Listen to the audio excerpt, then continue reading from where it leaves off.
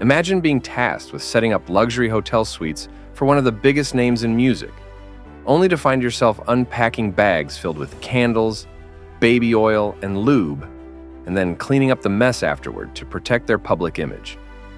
That's exactly what George Kaplan, a former executive assistant to Sean Diddy Combs, described in his jaw-dropping testimony during Diddy's high-profile sex trafficking and racketeering trial in May 2025. In this video, we're diving deep into Kaplan's role, what he revealed about his time working for Diddy, and what it all means in the context of this ongoing legal battle. Stick around as we unpack the details, piece by piece, to understand the bigger picture. Who is George Kaplan? Let's start with the man at the center of this story, George Kaplan. He's not a household name, but his testimony has put him in the spotlight. Kaplan worked for Combs Enterprises, Diddy's holding company, from 2013 to 2015. Initially hired to run errands, his role evolved into something far more intense when he was promoted to executive assistant in September 2014. At 34 years old during the trial, Kaplan painted a picture of a demanding job that had him working 80 to 100 hours a week for a starting salary of $125,000. That's a lot of hours, but the pay was substantial for someone in their early 20s at the time. His duties? Everything from carrying Diddy's bags to organizing his homes and, most notably, setting up and cleaning hotel rooms across cities like Los Angeles, New York, and Miami. Kaplan's testimony came under an immunity deal, meaning he couldn't be prosecuted for anything he admitted to during his time working for Diddy. This deal was crucial because it allowed him to speak freely about his experiences, which included some shocking details that have captured public attention. So, what exactly did Kaplan do for Diddy, and why is his testimony such a big deal? Let's break it down. The hotel room setup. What was in the bag? Kaplan's most headline-grabbing revelation was about the hotel bag he was tasked with unpacking and setting up in luxury hotel suites. This wasn't your typical travel kit. According to Kaplan, the bag contained clothes, a speaker, candles, liquor, baby oil, and Astroglide lubricant. Yes, you heard that right. Baby oil and lube were staples for Diddy's hotel stays.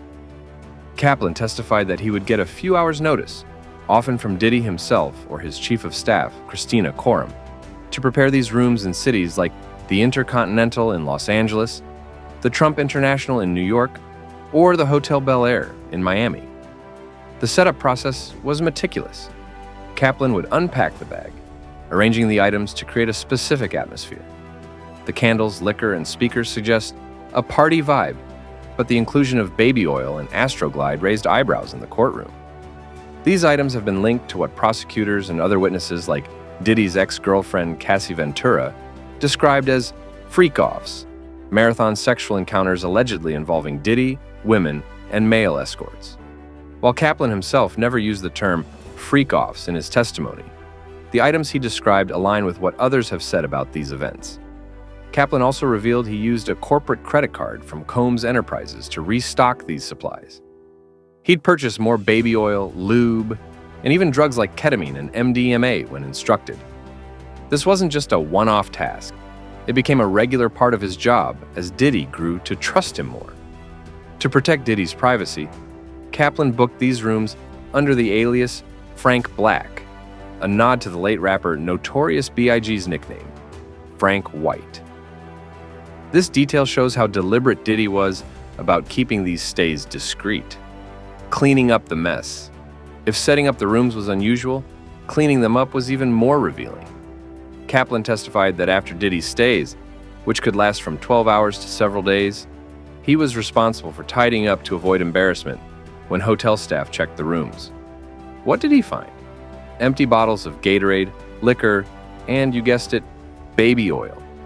On one occasion, he even came across a brown crystallized powder on a bathroom sink, which he disposed of without knowing exactly what it was. Kaplan's role as a fixer meant he had to make the rooms look polished, as if nothing out of the ordinary had happened, to protect Diddy's public image. This cleanup process wasn't just about aesthetics. Kaplan told jurors there was an unspoken expectation to prevent hotel staff from noticing anything suspicious that could lead to embarrassing photos or media leaks. Hotels like L'Ermitage Beverly Hills even had notes in their system about Diddy's stays, stating, "Always spills candle wax on everything and uses excessive amounts of oil. Place the room out of order upon departure for deep cleaning." One hotel bill included a $500 charge for candle wax spilled on the carpet, highlighting the extent of the mess left behind. Why did Kaplan do it? You might be wondering why Kaplan went along with these tasks. The answer lies in the high-pressure environment of working for a music mogul. Kaplan testified that Diddy threatened his job almost monthly, emphasizing that he wanted to be surrounded by the best. The fear of losing his position, combined with the intense workload, kept Kaplan in line. He described working grueling hours, sometimes until 7 a.m., and handling sensitive tasks like carrying $50,000 in cash onto a private jet or picking up $10,000 at a Western Union for Combs Enterprises. But it wasn't just about job security.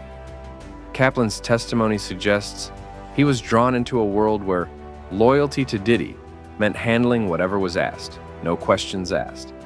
He even admitted to witnessing troubling incidents, like Diddy standing over Cassie Ventura with a Whiskey Rocks glass on a private jet in 2015, or hearing her scream from the bedroom of the plane. When asked why he didn't intervene, Kaplan's response was blunt: "My career." This paints a picture of a workplace where employees felt powerless to challenge Diddy's behavior. Why Kaplan quit? After 15 months as Diddy's executive assistant, Kaplan had had enough. He testified that he quit in December 2015 because he could no longer stomach fixing Diddy's problems, particularly after witnessing repeated acts of violence. Cassie Ventura corroborated this in her testimony, noting that Kaplan was one of several employees who left after seeing Diddy's alleged abuse toward her. Kaplan also mentioned personal reasons, like his father's prostate cancer diagnosis, but the toll of covering up Diddy's actions was a major factor. Kaplan's decision to leave wasn't easy. He was earning a six-figure salary and working for one of the most powerful figures in entertainment. But the ethical weight of his role, cleaning up drugs, disposing of suspicious items, and staying silent about violence, became too much. His testimony under immunity allowed him to share these experiences without fear of legal repercussions, giving the jury a rare glimpse into Diddy's inner circle. The bigger picture. The trial context.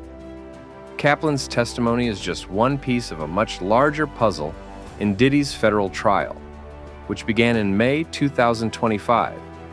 Diddy faces charges of sex trafficking, racketeering conspiracy, and transportation to engage in prostitution. Prosecutors allege that Diddy orchestrated freak-offs as part of a criminal enterprise, using items like baby oil and lube to facilitate these encounters. The discovery of these items, along with drugs, guns, and platform heels, during a March 2024 raid on Diddy's Miami mansion, further supports their case. Other witnesses, like Cassie Ventura, have provided additional context. Ventura testified about participating in hundreds of freak-offs, describing how Diddy allegedly forced her to apply copious amounts of oil during these encounters. Another witness, a hotel employee named Zemor, confirmed the messy state of Diddy's rooms, noting the excessive oil and candle wax that required deep cleaning. Even rapper Kid Cudi took the stand, alleging that Diddy was behind a Molotov cocktail attack on his car after learning Cudi was dating Ventura. Diddy's defense team, however, argues that these freak-offs were consensual sex parties among adults, not criminal acts. They've also portrayed Diddy's relationship with Ventura as mutually turbulent, marked by jealousy and drug use on both sides. Kaplan's testimony doesn't directly confirm or deny the criminal allegations, but it provides a detailed look at the logistics behind these hotel stays, raising questions about what Diddy's employees knew and how much they enabled. What does this mean? Kaplan's story is more than just a sensational headline about baby oil and lube. It's a window into the power dynamics of working for a celebrity like Diddy. His testimony highlights the pressure employees faced to comply with unusual demands, often at the expense of their own moral compass. The fact that Kaplan felt compelled to clean up drugs and dispose of evidence to protect Diddy's image speaks to the culture of loyalty and fear within Combs Enterprises. It also raises broader questions about accountability in the entertainment industry. How much did Diddy's inner circle know about his alleged actions? Were they complicit? Or were they simply caught in a system where saying no wasn't an option? Kaplan's immunity deal suggests he was aware of potentially illegal activities, but his decision to testify shows a willingness to confront that past. Public reaction and speculation. The public has been buzzing about Kaplan's testimony, especially on platforms like X. Posts have highlighted the bizarre nature of his tasks, with users sharing links to articles about the baby oil, lube, and candles. Some see it as confirmation of the wild allegations against Diddy, while others question whether Kaplan's actions made him an enabler. The mention of freak-offs and the specific items involved have fueled speculation about what really happened in those hotel rooms. But it's important to stick to the facts. Kaplan's role was to set up and clean up, not to participate, and his testimony doesn't directly prove the criminal charges against Diddy. The baby oil in particular has become a focal point. Prosecutors noted that dozens of bottles were found during the raid on Diddy's Miami mansion, alongside drugs and weapons. While baby oil and lube aren't illegal, their repeated mention in the trial suggests they played a significant role in the events prosecutors are scrutinizing. The public's fascination with these details risks overshadowing the more serious allegations of violence and coercion, so it's crucial to keep the focus on the bigger picture. What's next in the trial? As of May 28, 2025, Diddy's trial is ongoing, with more witnesses expected to testify. Kaplan's testimony wrapped up after 2 days, but the prosecution has called 16 witnesses in the first 2 weeks, including Ventura and Kid Cudi. The trial is expected to last at least 8 weeks, and Diddy faces up to 15 years in prison if convicted. The defense has chosen not to cross-examine some witnesses, like the hotel employee Zemmour, suggesting they may not dispute the messier aspects of Diddy's hotel stays. For now, Kaplan's story is a key piece of the prosecution's case, showing how Diddy's employees facilitated his lifestyle. Whether this will lead to a conviction remains to be seen, but it's clear that Kaplan's testimony has added a vivid layer to the narrative. George Kaplan's time as Diddy's executive assistant was anything but ordinary.